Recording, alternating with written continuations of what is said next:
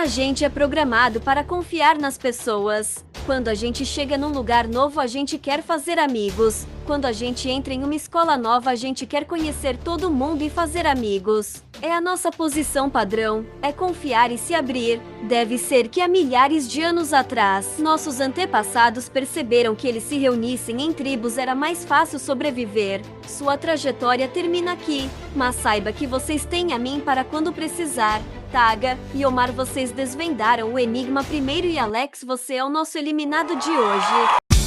Mais uma noite chega.